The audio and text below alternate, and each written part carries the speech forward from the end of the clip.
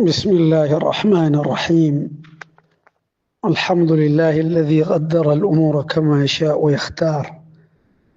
نحمده تعالى مكور الليل على النهار، خلق الموت والحياة للبلاء والاختبار، والصلاة والسلام الأتمان الأكملان على النبي المختار المؤيد بالمهاجرين والأنصار.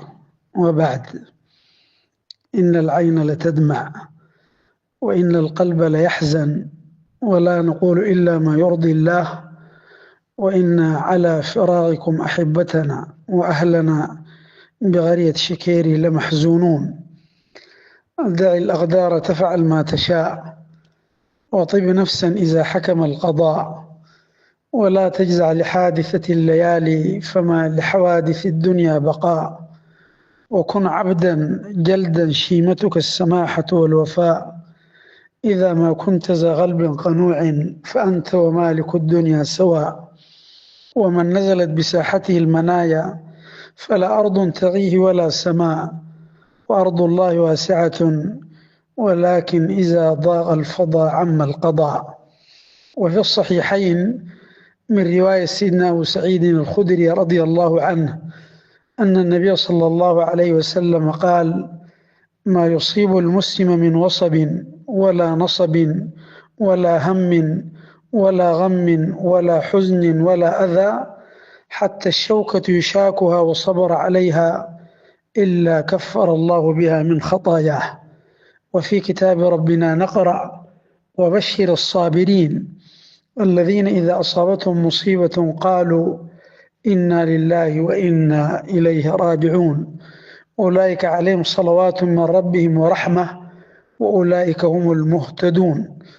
نعم، توالت المصائب والابتلاءات على أهلنا وأحبابنا وأرحامنا بقرية شكيري، والذين هم منا وإلينا، وأولو الأرحام بعضهم أولى ببعض في كتاب الله. ولرب نازلة يضيق بها الفتى ذرعا وعند الله منها المخرج ضاغت، فلما استحكمت حلقاتها فرجت وكنت أظنها لا تفرج. والعزاء موصول للأهل والعشيرة في هذا الفقد الجلل والمصيبة العظيمة الفادحة.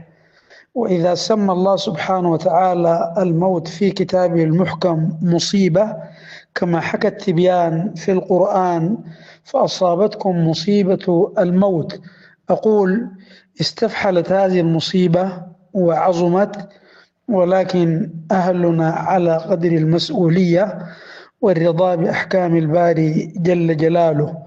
إنما أمر إذا أراد شيئا أن يقول له كن فيكون، فسبحان الذي بيده ملكوت كل شيء وإليه ترجعون. اللهم تقبل شهداءنا الذين تم اختيارهم في أيام الله المعدودات ما بين أيام المغفرة وأيام العتق من النار.